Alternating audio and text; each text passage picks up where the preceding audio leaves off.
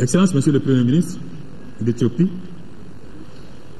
c'est à vous que nous adressons nos premiers mots pour vous dire merci,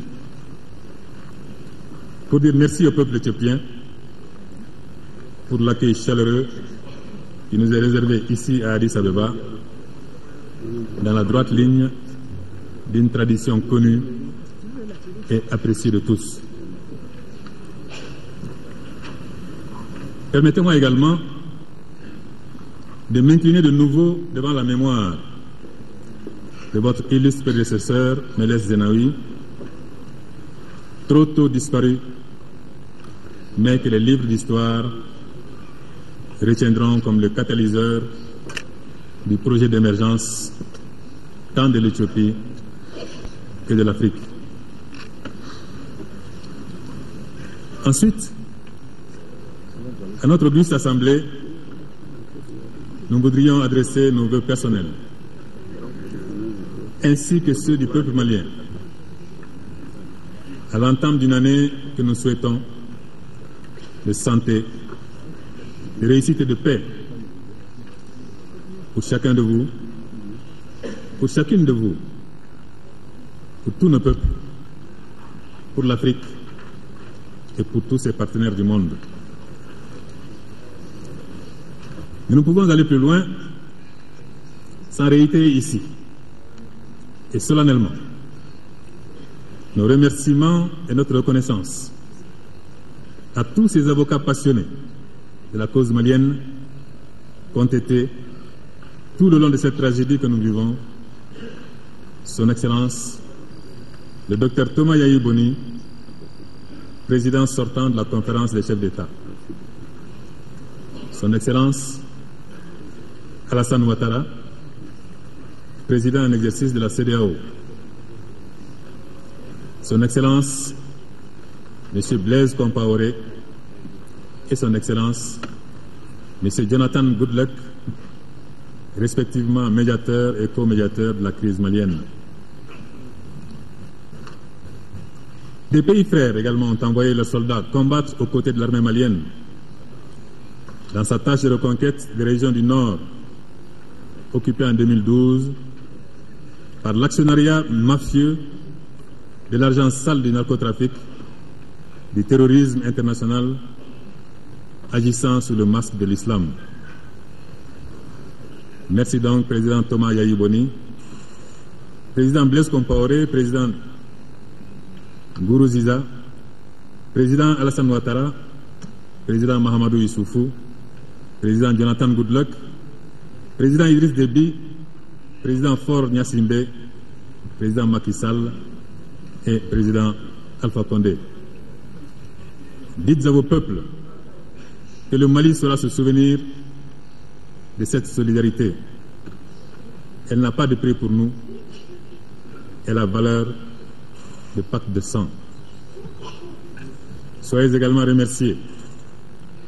Madame Gozasana Dlamini Zuma, présidente de la Commission de l'Union africaine, votre souci du Mali est attesté de tous et votre engagement est pour nous une source de réconfort toujours renouvelée. Permettez qu'à travers vous, nous félicitions vos collaborateurs qui, au sein de la commission que vous présidez, ont porté sans faiblir la question malienne dès les premières manifestations de la crise en fin 2011. Depuis, votre commission n'a ménagé aucun effort, aucune réflexion, aucune déclaration en faveur du respect de l'intégrité territoriale du Mali. Elle a su appeler, avec le juste accent, à une mobilisation à la fois diligente et massive de l'Afrique et du monde pour soutenir le peuple malien dans la douloureuse épreuve qu'il traverse. Le Mali, jusqu'alors une référence de stabilité, soudain pris dans la spirale de la guerre et de ses privations. Preuve, s'il en faut, de ce bel élan de solidarité, la rencontre de Bamako du 19 octobre 2012 qui, sous votre direction éclairée, a permis de partager et de valider le concept stratégique des opérations, le CONOPS. Nous ne saurions clore ce chapitre de remerciements sans vous demander, frères et sœurs d'Afrique, de vous joindre à la nation malienne pour saluer également les pays non africains qui sont aujourd'hui à nos côtés. Saluons en particulier la France. Saluons le peuple français. Saluons le président François Hollande pour sa lecture lucide de la crise malienne dont nous savons tous qu'elle porte les germes d'une menace sécuritaire mondiale. Saluons-les pour avoir accédé promptement et sans calcul à notre requête d'assistance. Aujourd'hui, l'intervention déterminée de l'armée française a porté un coup d'arrêt à la progression de notre ennemi commun, à savoir le narcoterrorisme qui invoque Dieu mais qui agit comme Satan. Le geste fraternel de la France a permis, dans le respect de la légalité internationale, d'accélérer la mise en œuvre de la résolution 2085 des Nations Unies par la mobilisation de la CEDEAO, de l'Union africaine ainsi que de leurs partenaires. C'est aussi ce geste de la France qui a permis à l'armée malienne de renouer avec sa noble vocation de défense de la nation et de son territoire. Et nous pouvons vous annoncer ici et aujourd'hui que l'armée malienne est de retour, que l'armée malienne a repris le combat avec courage, dans une confiance retrouvée. Elle sera devant. Elle ne sera pas derrière les troupes sœurs venues l'aider. Et toutes ensemble, les forces qui se battent contre nos agresseurs progressent avec détermination dans le cadre d'une stratégie qui nous mènera inéluctablement vers la victoire. Cette victoire, nous la voulons pour demain, pas pour après-demain.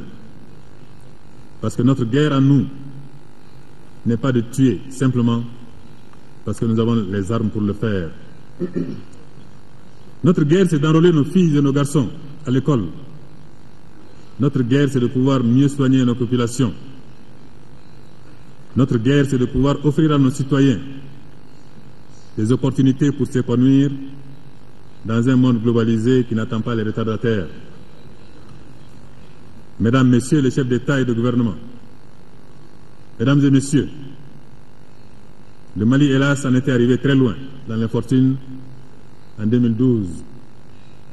Au nord, des régions entières occupées avec tous leurs départements sous la coupe de leurs agresseurs, certains indépendantistes, d'autres dits djihadistes, mais tous terroristes, mais tous criminels. Au sud, une crise institutionnelle grave, avec ses agendas mesquins et inavouables, à un moment où toute la concentration était requise pour sauver le pays. Les frayeurs continueront jusqu'au premier jour de 2013, où, poussés par l'arrogance, les agresseurs tentèrent de forcer le destin, avec les conséquences que vous savez, des conséquences désastreuses pour eux. À l'heure où nous vous parlons, nos forces nationales, fortement aidées par leurs alliés françaises et africaines, continuent d'infliger de lourdes pertes à l'ennemi, désormais en débandade. Gao et Tombouctou sont quasiment reconquises. Et parce que la peur a changé de camp, voici que des voix crient à la croisade contre l'islam. Voici qu'elle ramène notre combat pour la liberté, la dignité et la paix à une guerre par procuration de l'Occident contre des musulmans sans défense. Qu'on nous dise pourquoi personne n'a entendu ces voix au moment où le Mali, pays musulman à 95%, avait besoin de la compassion et de la solidarité de ses frères en islam. Qu'on nous dise où étaient les donneurs de leçons qui n'ont pas entendu les sanglots de la petite Aïcha violée, comme beaucoup d'autres, sous la menace des armes. Qu'on nous dise où étaient ces donneurs de leçons le jour où un couple victime d'une justice inique et expéditive était lapidé à mort, soi-disant pour adultère. Où étaient donc ces voix lorsqu'à Guelok, des soldats de l'armée régulière malienne étaient égorgés par dizaines voici un an? Qu'on nous dise, comme l'ont rappelé les ulémas de notre pays, dans une belle unanimité, où étaient ces donneurs de leçons, quand par milliers, les Maliens étaient jetés sur les rues de l'exil et de la privation, de la misère et de la désolation. Où étaient-ils, ceux qui crient aujourd'hui à l'Holocauste, quand les conquérants de la justice humiliante et mutilante coupaient les bras de notre jeunesse, détruisaient les écrans de télé, écrasaient les écouteurs de téléphone et décrétaient même que le football était haram? Qu'on n'ajoute pas de grâce l'injure à la blessure. Le Mali ne mérite pas un tel mépris de leur part, car il a vécu le joug terroriste dans sa chair, dans son âme, dans le viol de sa conscience et de ses femmes. Le Mali ne mérite pas ce mépris, parce que comme toutes les sociétés de culture, c'est un pays de tolérance, d'humilité et de paix. Nous ne sommes pas en guerre contre l'islam. Nous sommes en guerre contre le terrorisme qui prospère de la vente d'otages innocents et des ristournes de la drogue. Nous sommes en guerre pour notre existence. Nous sommes en guerre contre l'obscurantisme. Nous sommes en guerre contre un projet d'arriération imposé à une terre qui est un creuset de civilisation. Au contraire, le plus grand tort à l'islam, ce sont nos agresseurs qui l'ont causé, semant le doute dans l'esprit de ceux qui sont nés dans l'islam, dont les pères sont nés dans l'islam, et qui, pendant des générations successives, ont été pétris aux valeurs, aux vraies valeurs de l'islam. Car les caveaux des saints démolis à Tombouctou l'ont été malheureusement au nom de l'islam. Les coups de cravache donnés à Gao l'ont été donnés au nom de l'islam. Les couples lapidés à Kidal l'ont été au nom de l'islam. Mais de quel islam s'agit-il donc? En tout cas, pas de celui du prophète Mohammed, paix et salut sur lui, qui n'a jamais converti par la force, qui n'a jamais humilié son prochain, qui n'a jamais rendu veuve, orphelin ou handicapé au nom de la seule loi du plus fort. Non. L'alliance entre la mauvaise foi et les barres de cocaïne ne saurait être l'islam, ne saurait être notre islam. Notre islam à nous continuera d'être le respect de l'être humain, de sa dignité, la protection du voisin, du faible et de l'orphelin, la promotion de la paix et de la concorde. Jamais le plaisir de verser le sang. Excellences, Mesdames et Messieurs les chefs d'État et de gouvernement, Mesdames et Messieurs, si grâce à vous tous, les perspectives sont bien meilleures aujourd'hui pour le Mali, tous les risques contre la paix et la concorde ne sont pas entièrement conjurés. L'ethnicisation du faux djihad, les stratégies de constitution de réseaux dormants du terrorisme dans les villes, et il faut le déplorer, l'amalgame et les délits de faciès peuvent donner lieu à des exactions et des règlements de compte. Le gouvernement du Mali ne tolérera pas les exactions et les amalgames. La dignité du soldat et l'honneur de notre armée commandent qu'ils soient les premiers à suivre scrupuleusement les prescriptions de l'état de droit que nous avons pour ambition de bâtir. Et nous savons que chaque traitement extrajudiciaire des cas de collaboration présumés des populations locales avec les terroristes fait l'affaire de ces derniers. C'est pourquoi le gouvernement du Mali, prenant au sérieux ces risques et soucieux de ne pas compliquer davantage la résolution d'une crise qui menace les fondements de la nation, n'a de cesse de mettre et l'armée et les groupes diffus contre toute atteinte aux droits humains. Et comme le prévoit la feuille de route adoptée par le gouvernement le 25 janvier et présentée au Parlement, de vastes campagnes seront menées dans le sens de l'apaisement. L'armée sera systématiquement et continuellement formée au respect du droit humanitaire et des droits constitutionnels des citoyens, parce que nous la voulons une armée républicaine. Bien entendu, nous restons déterminés à appliquer la loi à tout soldat malien contrevenant aux principes de la République.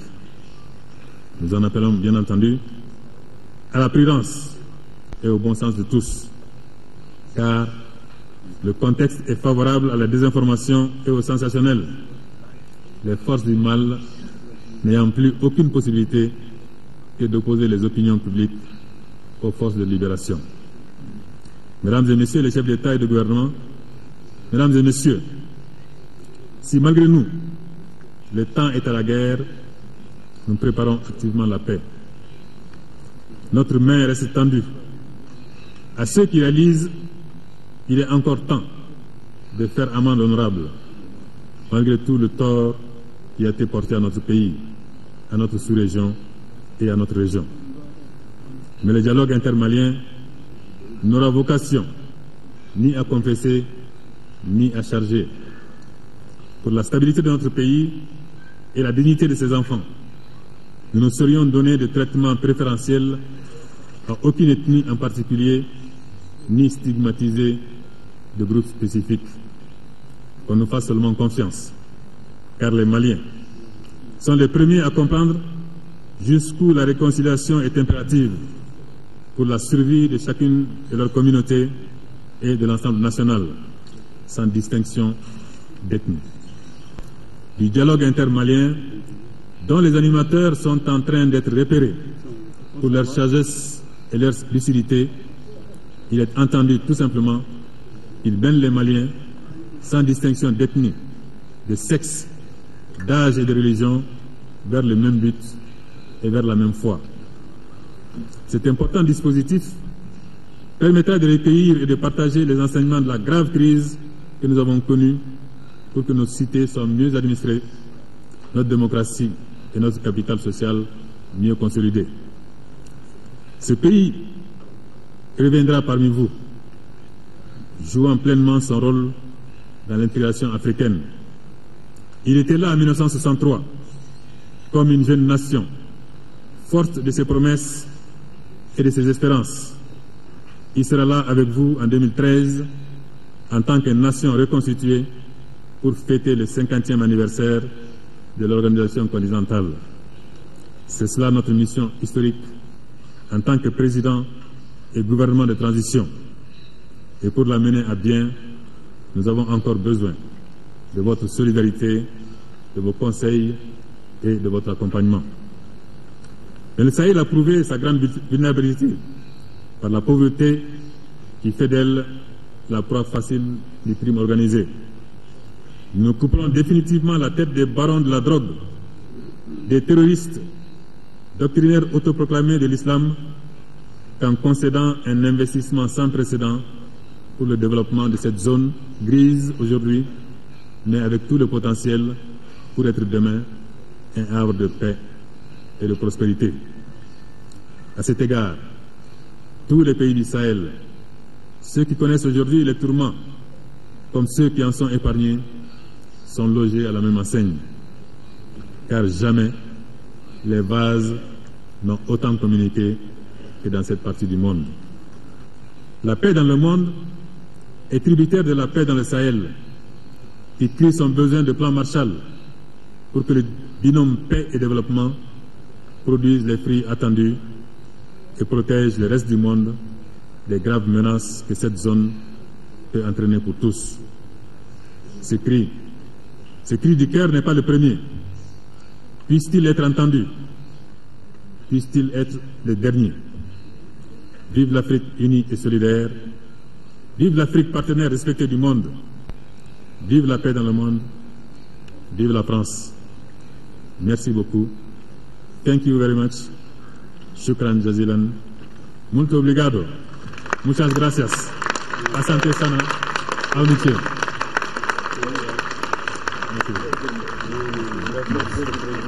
Merci.